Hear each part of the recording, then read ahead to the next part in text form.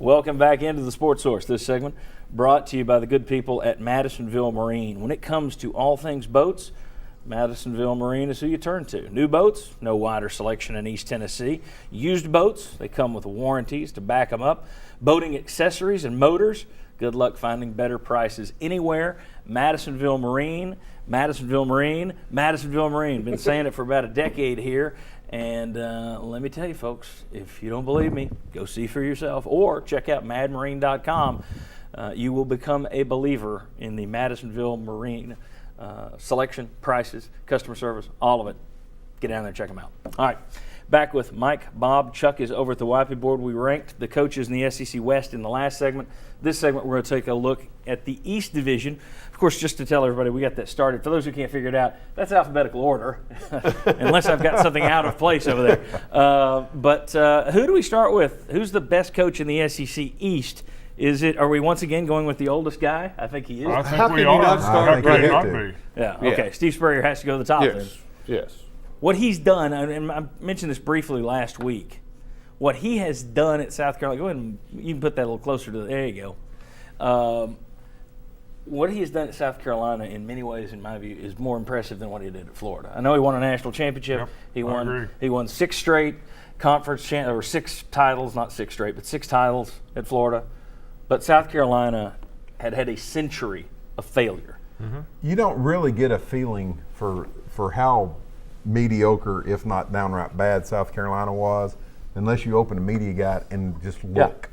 Yeah. And it sort of surprised me because I remembered the George Rogers era back in the 80s, and you kind of go, they're not a bad football program. You go look, and they have been close to terrible. I mean, their bowl history was non-existent. Vanderbilt had a better bowl history. Yeah, they hadn't won a bowl game until the mid to late 90s. Also, you go back, they have 1 conference championship in their history in the ACC in the 60s. That's it. Now, granted, they were an independent for much of the 70s and 80s, but you talk about 1 conference championship in the ACC, and that's exactly a football league. I just think when you look at their history, that puts it in perspective of what Steve Spurrier has done. I've said this recently several times. What he's done, he's made South Carolina Tennessee, and Tennessee's become South Carolina. Yeah, agreed. Chuck, anything to add on Spurrier? I mean, to me, he just has to be the number 1 guy up there. Where do you go for number 2? Do you go between Pinkel and Mark Richt? I would lean towards Mark Richt with the SEC history there. Absolutely. And such a solid football coach. Yeah. Easily. Mark Richt. Yeah, I don't think it's even close. Yeah, so Richt goes in there next. All right, now you got I guess it was closer than I thought. I go Pinkel. I would go Gary Pinkel next, too. And now, do any of you kind of mocked the Big Ten. He did some of his best work in the Big 12. Does that count off for him at all? Well, I'm just looking at what he did in last year. Yeah, I mean, you come in second year in the SEC. I don't think you can detract for that, and it's going to be interesting to see what he does this year. I mean, 2 out of 3. If he can be good again, not necessarily SEC East championship good again, but if he's up there around 9-3, I think that says a lot. They've lost a lot. They have, and that's the reason it would say a lot. That's right. His recruiting, it's interesting. Ask this when he came into the SEC. Is he a guy that his system, like Bobby Petrino, doesn't require 4- and 5-star guys? Because he'd always recruited 2- and 3-star guys. He went to the SEC East, went to the SEC championship game last year with a bunch of 2- and 3-stars on his roster. Yeah, and came within a hair of winning. Yeah, so I think he's one of those guys that has a system like a Bobby Petrino who doesn't necessarily need the 5-star guys like a Brett Bielema would, in my opinion. Your thoughts on Pinkel? Oh, yeah, I agree 100%. And I think we would have a better appreciation for what he's done if they had been in the SEC for more than a couple of years. Agreed. All right, next we got Derek Mason, who has never coached a game. Butch Jones, who's had success at Central Michigan and Cincinnati and is now recruiting well at Tennessee.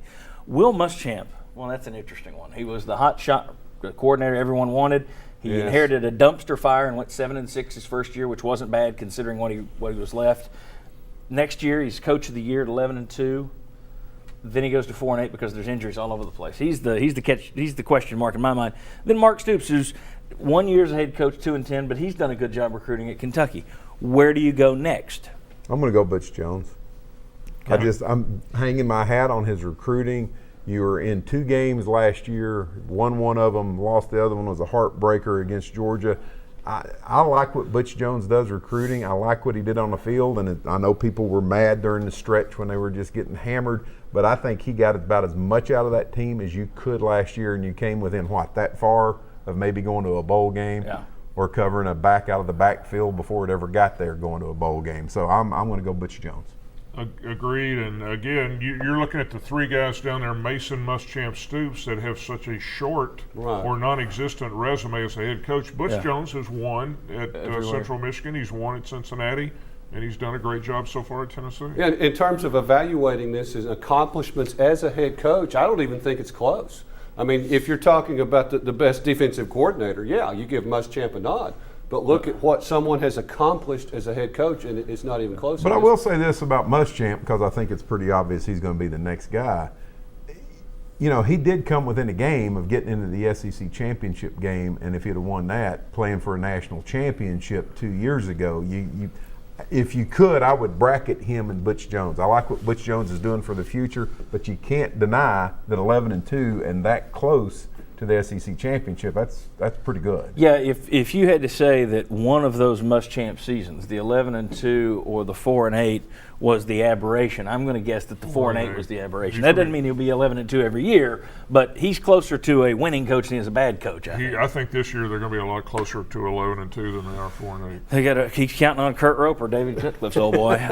Chuck, you agree with Muschamp's next? Oh, yeah. And one of the things he has to work on too is the whole sideline demeanor thing, and he knows that. In terms of the perception of how he handles the job as a head coach. I'll just say this: it's. I think part of that is because he wears Florida stuff. Because Butch Jones looks like he's about to explode. He sure does. He's got a little Muschamp in him. I haven't seen him dog cuss or an official yet, but he looks like he's got a temperature that goes up pretty quick. All right, Mark Stoops. A smoky dog. I mean, look at the recruiting success he's had at Kentucky, Mark Stoops already. Yeah. Look at all the turnout they had even for a spring game. Yep. And he's and it's going to take a while, but he's got them where they can be relevant again.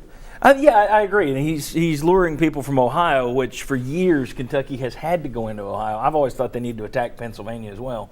But Ohio is so important for that program, and he being from Ohio, he's making that happen. I agree Stoops would go next. Is there any? No doubt. I mean, Derek Mason hasn't coached a game yet anywhere, so no, I think Stoops and Mason. Okay, so in the West, it's Saban, Miles, Malzahn, your top 3. In the East, Spurrier, Richt, Pinkel, Sumlin and Butch Jones, Bielema and Much. It's interesting. They kind of stack up.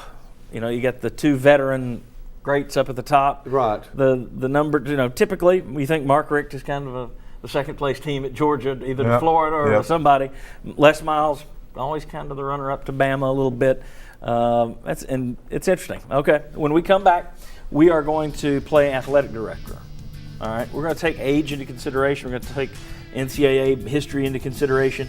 If we've got a program, which of the SEC coaches do we hire with an eye on 2024? The next 10 years, which coach would we hire for the long haul? Come on back on the Sports Source.